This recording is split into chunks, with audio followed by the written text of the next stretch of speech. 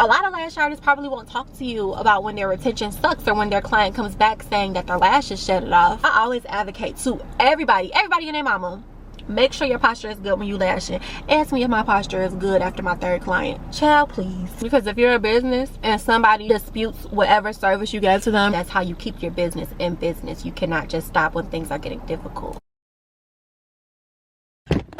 All right.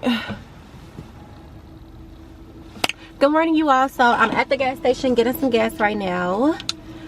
I'm about to go get my nails done after this because I've been getting a lot of compliments on my nails and I love the design that I chose, but the quality is terrible. And it's been 8 days since I got my nails done and already the paint is chipping. And why is it chipping when I always get no chip? They be sitting me on the UV light for what if it's chipping? After that, we're gonna have us a little mukbang because I got a few things to talk about, y'all. You already know what to do. Subscribe to the Girl Boss Tribe because it's a total vibe over here, and turn your post notifications on so that you don't miss a beat.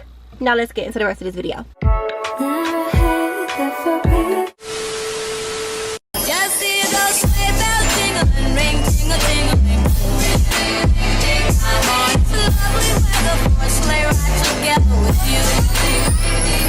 I thought gas was supposed to be going down again. Like, wasn't it said that gas prices were going down again?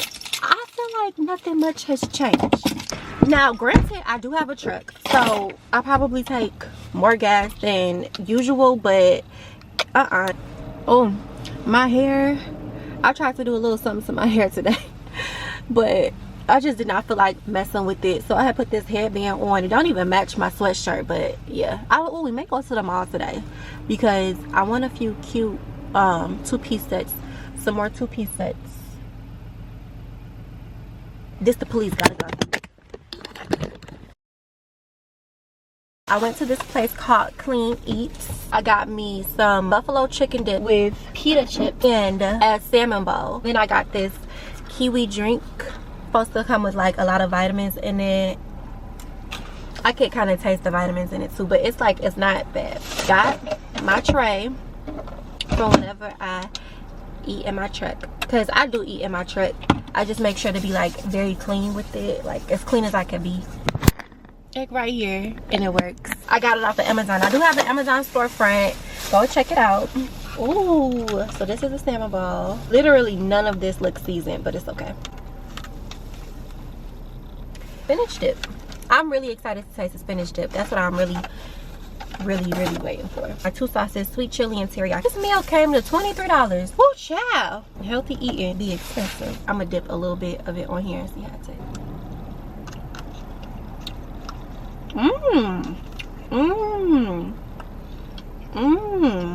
Okay, because this salmon alone smells like dog food. This salmon smells very fishy, but the teriyaki sauce, so good. Sweet chili.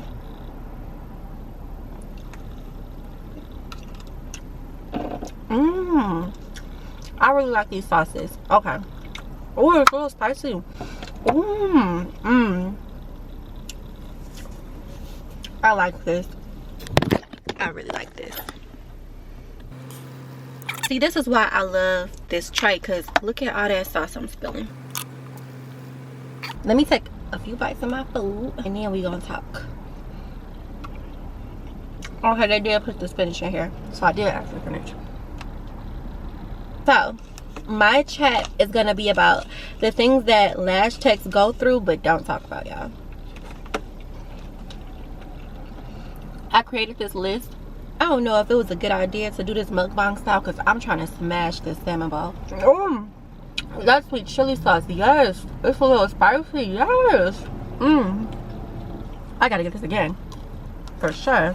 Brown rice, salmon, broccoli, green onion, spinach, mushroom. I wrote down a list of notes of things that we as lash techs can go through that we don't talk about. And not just lash techs, even people in the beauty industry, period. Entrepreneurship, period, actually, for some of these. The first being slow periods. I actually talked about this in one of my most recent vlogs. Slow periods, about how, you know, it could just be periods of time where business isn't booming. Doesn't mean that it's failing, but could be going through a period in your business to where you're not receiving as many clients as usual, or to where you're not selling as much product as you usually do. You can usually predict when a slow period is going to come. There's also unpredictable slow periods. Sometimes slow periods can come right after the holiday season. During the holiday season, people are traveling, they're booking their beauty appointments because they want to look good for the holidays. They're booking their beauty appointments for family members as a gift. People are spending so much money around the holidays that after the holidays, it's like they start trying to budget. Beauty services can be one of the things that they choose to cut back on. Sometimes people cut back on getting their nails done, hair done, lashes done. When they choose to cut back on these beauty services, it can lead to a slow period for whatever business they were supporting by getting those services done. Even big corporations go through slow periods as well. Like during the pandemic, there were tons of people getting laid off. This is what I mean by like not even just people in the beauty industry, but like entrepreneurs, period. People with big companies, corporations, they can themselves go through slow periods where business isn't booming like it usually is. This can lead them to lay off a mass amount of people. Business sometimes just has its ebbs and flows that it goes through, and you know, as an entrepreneur, you got to be strong enough to ride those waves and not give up on your dream goals, projects, whatever. You literally just have to see it through. You cannot stop through the storm. You have to work through the storm to get to the other side. That's how you keep your business in business. You cannot just stop when things are getting difficult. Entrepreneurship can be very unpredictable. As an entrepreneur, you really take a risk every day, because there's days where you can make no money, and then there's days where you make as much money as you've seen. You really just have to stay down. And this isn't to say that you can't also get a side job if you need to while pursuing entrepreneurship. Whenever I feel like I needed to, I will go ahead and partner with another beauty company. Last year, actually not even last year, earlier this year, or no, like later last year, like I want to say, I don't really remember. It was like later in the year, like December, leading into January. And right before February, I was working at a beauty spa with a lady, super nice lady, and I was doing lash extensions up there for her, and I was also taking my own clients in my own suite. That was helping me during my slow period because she had a lot of clientele that she exposed me to, and I was working there a lot. I was working up there at least 3 to 4 days out the week, and all those days I was working up there, I was booked. And I was also taking my clients at my suite, my own clients that I had outside of her. That really helped. And you know, those are also things that you could do as a beauty professional if you feel like you're experiencing a slow period or anticipate one. Don't be ashamed. Don't be scared or embarrassed to go to your outside resources so that you can make it do what it do for yourself. Pray that I can continue in entrepreneurship, because I truly do love entrepreneurship. Even through all its ebbs and flows, I feel like I've been through a lot of jobs. I think I mentioned this too in one of my prior vlogs. Good adult salaried job. And I've had fun jobs, I've had boring jobs, I've had jobs in different fields that have nothing to do with each other. Like I was working in politics for a point in time, y'all. I've worked retail, food industry. I used to be a Hooters girl. Yes, I used to be a Hooters girl. I've had fun jobs. I worked at the golf course as the cart girl, bartending as well. I had so many jobs, and then I had some big girl jobs. I was working for the state of Illinois. Also, I was working for Cook County as well. Now I'm an entrepreneur, and I just always pray to God to be able to stay in this position. I pray on it. I pray harder than the negativity that may prey on me from other people and other negative outside sources. I pray harder. So yes, like I said, during slow period, if you need to get an outside job, go and do that. If you're stable enough and you just need to re-strategize. I also have another video, 8 ways to expand your income as a lash technician. That is a very good video for people that just entering the industry and know that they want to expand, and for people that have been in the industry for a very long time and feel like they just want more avenues within the business that they can make income in. That is one of the things that you know, beauty professionals can go through that we may not talk about, is a slow period. Another thing beauty professionals aren't that vocal about are client disputes and chargebacks when it comes to whatever they're selling. Professionals probably aren't as vocal about this, rightfully so, because it could just bring about a bad image and a lot of negativity to your business that is unnecessary. Like, you know, people don't have to know about chargebacks and disputes all the time, but it definitely happens, especially with businesses that are huge, big, and growing businesses. A lot of people be wanting things for free. A lot of people dispute services knowing that they shouldn't have disputed that service, or like they just need the money or whatever. It's super annoying, which is why it's so important to have a thorough policy. If you're a business and somebody disputes whatever service you gave to them and they actually get their money back, you won't have a leg to stand on if you try to fight that, if you have no policy. If you're a business that's selling things, you always want to make sure you have your shipping policy, exchange and return policy, refund policy on there. So if you're the type of business that wants to do absolutely no refunds but is okay with exchanges, then you want to make sure to have that policy clear as day on your website, in your suite, your salon, your spa, whatever, so that people are aware of what they can and cannot do and what they probably will or won't win in if they try to dispute anything with you. What happens when a person files a dispute is it goes through, say for instance, PayPal. They'll dispute the charge on PayPal. PayPal will then hold that money that they disputed until they figure whatever the case is out. Say for instance, a person brought something off of your site and they disputed the service, and you have nowhere on your site where it says no refunds, nowhere on the checkout where it says no refunds, no policy listed whatsoever, and they can get their refund. Nowhere on your site, nowhere on your policy does it say they can't get a refund. In that case, they won that case. That's just a dispute in its simplest form. There are more complicated disputes, there's bigger disputes. A lot of companies go through the client dissatisfaction as well. A lot of companies go through client dissatisfaction, and you know, of course, like, every company ain't just gonna be broadcasting every single time somebody is dissatisfied with a product or a service. In those cases, you just want to make sure that your customer service is good. It's also a bad look as a professional to accuse your client for doing everything wrong. If a client says that they don't like their lashes and you kind of just automatically jump down their throat, and all the client said was like, I'm just like, you know, I don't think I like them just yet, you know, take that time to try to understand why they may not like them. Talk to them a little bit. Say, okay, well, it could be that you just haven't gotten used to them. You know, sometimes it does take people a few days to actually get used to the look of lashes, especially if you're a first-time lash extension wearer. You know, you could just guide them at that point and just say something like, hold on, my phone is going off the hook.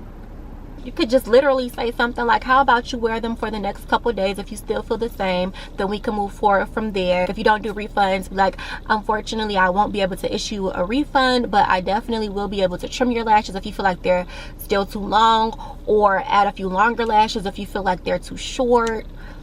Anything like that, you know, like, just work with your client. Don't always like be so eager to jump down their throat, become defensive. In business, you really have to like be good at taking your feelings out of the situation, especially if you're sensitive. If you're sensitive, baby, I don't know, work on it. You're probably gonna run into a few clients that may test your sensitivity. Do your best at trying to take your feelings out of business and just making business business. Also being fair and just. If you were to take yourself out of the beauty expert position and put yourself into the shoes of the client, you would want to be treated with respect. You would want to be treated with care. You would want to be treated with fairness. You have to operate as the beauty professional, but have the perspective of the beauty professional and the client to truly have great customer service. Let me taste this buffalo chicken dip. Please let this be good.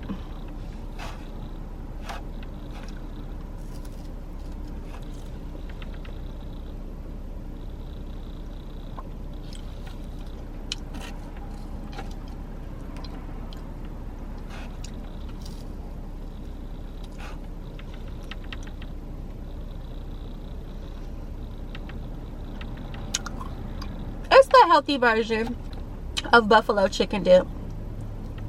It ain't got all that sour cream up in here, y'all. Another thing lash techs can experience but not talk about is when our retention sucks. I will not lie to y'all. Y'all know, like 2 vlogs ago, when I kept on talking to you all about making sure you have the right humidity in your room, making sure the temperature is right, making sure that you keep refreshing your glue, just pretty much all that type of stuff. That was because as the seasons change, you can experience lash shedding and lash extension shedding due to the natural lash shedding. So we're now in the winter season and the air is more dry. For the glue to work, it has to have a humidity range of at least 45 to 60% and a temperature of at least 70 to 80 degrees. In the peak of fall, I have had clients calling me saying that their lashes have shedded more than usual. I always know what it is because it's always around those key times of the year, so I know exactly how to combat it. But you know, like, I was transparent during that time by telling y'all, you know, I had a couple clients text me saying that their lashes shedded off sooner than usual, and because I already know that it was a retention issue on my part and that I should have just prepared for the season change way sooner than I did, of course I let my clients come in there and I filled their lashes back in, no charge. That's on me, that's not on the client. That has nothing to do with the client, that has everything to do with me and my preparation. So I'm okay with doing it. If you haven't noticed, I don't like when like business owners like try to get over on clients for things that the clients have no control over, which is what I feel like the nail shop did to me today. I'm gonna get into that too a little bit more after this talk. A lot of lash artists probably won't talk to you about when their retention sucks or when their client comes back saying that their lashes shedded off. It's real, y'all. If you're a lash tech and you've been in the game for years, it is okay if you experience things like that you feel like only beginners should experience or whatever. No, vetted lash techs can still sometimes experience mishaps that people early on in the lash industry are experiencing. Nobody is exempt. Of course, there are things that you can do to avoid that. Nobody's perfect. No business is perfect. Businesses try to be perfect, of course, because they don't want any room for error, but sometimes mistakes happen. Pick yourself up and try again. You can dust yourself off and try again. Try again. Is that the lyrics? Another thing that I have on my list, oh my gosh, this is a funny one. Advocating for a good posture, yet sitting like a hunchback throughout all of our clients. I know me, like in my lash courses, I always advocate to my students, make sure you're not hunchback. But me, I be looking at my lash videos when I'm editing and I'm showing y'all clips of me lashing my dang on clients hunchback as a mug, and I'm like, Janae, like it just happens. I always advocate to everybody and their mama, make sure your posture is good when you lashing. Ask me if my posture is good after my third client. Child, please. Something that helps is wearing a waist trainer while you lash. It just kind of like automatically makes your posture better. I need to get back to wearing my waist trainer. Another thing that we go through that we don't really talk about is when a full set can take us 2+ hours. Nowadays, lash techs can really pride themselves on getting a full set done in like an hour and 15 or an hour and 30 minutes or whatever, because you know sometimes clients just don't be want to lay down that long. Even again, as a vetted lash artist, there are times when a full set can take you 2+ hours. My glam sets, oh, I'm not done with them glam sets in an hour and 30 minutes. Oh baby, no, I'm taking at least 2 hours and 15 minutes for those glam sets, especially if you want to add bottom lashes. Add bottom lashes too. Oh baby, I'm taking like 2 hours and 30 minutes for them dang on glam sets, top and bottom lash. If you're not the type to get done in a freaking hour and a half, an hour or whatever, it's okay. Only thing that matters is that your quality is good, you gave your client some good lashes, their lashes are healthy, and that you got paid. Boom. That's all that matters. Whether you take an hour, whether you take 2, it is okay. So that was just my little list of things that you know, lash technicians go through but probably don't talk about. You want to know something about this list of things? Is that everybody probably had to go through at least 1 or 2 of those things on the list to get great. So it is okay. It's okay, like I said, if your retention sucked at a point in time, you probably had to experience that to become the bomb lash tech that you are now. It is okay if you went through a slow period at points of time, because you probably had to experience that and learned a lot and came up with some great innovative strategies to become booked and busy. So boom, it's okay. You know, like I said, business isn't just like straight to the point. You go through ebbs and flows sometimes. You could have a season where you're on a high, and then you could have a season to where you realize you gotta strategize more, get back to the table or whatever, get back to the drawing board. Anyway, I told y'all I was gonna get back to my nails. So when I went into the nail shop, I told him, I'm like, yeah, you know, my nails, they're just like, the quality is bad. I'm just like, I don't like the quality of them. They look beautiful and the shape is perfect, but what's going on? These aren't lasting. He was like, because you came and got them done a week ago, we can't redo them for you, but we can fix the paint. And I'm like, where does it say in your policy that you can't redo my nails? And he was like, policy? Yeah, it says that in our policy. I'm like, where does it say that in your policy? He showed me this paper that they had taped onto the wall that said no guarantee on refunds and services. I look at the paper and I'm like, okay, no guarantee, that still means there's a possibility. So in this case, because this is something that you all did and my nails are breaking way too soon. Are you able to fix my nails? He was like, yeah, we can only just do a fresh paint. And I'm like, okay. So I did not have time to be going back and forth with the people at the nail shop. I got this video to film. I got to edit and get this video up for tomorrow morning. I don't have time for that. But you know, that's why a policy is important, because if I wanted to, I could have, but like I said, I ain't going back and forth with them up there. I just know who not to go to now. Say that to say, to reinforce everything that I said about a policy. Have a good policy. Anyway, you all, that's gonna be it for the video today. I hope you enjoyed this chat that we had, our little car mukbang. I'm gonna just finish my food, and yeah, so you already know what to do. Subscribe to the Girl Lash Tribe, because we're a total vibe over here. Also turn your post notifications on so that you don't miss a beat, and I will see you in the next video. Mwah! Toodles. Just see those sleigh bells jingling, ring, ting-a-ting-a-ling. I'm on to lovely weather for a sleigh ride together with you. Baby, I murdered that salmon bowl. Period.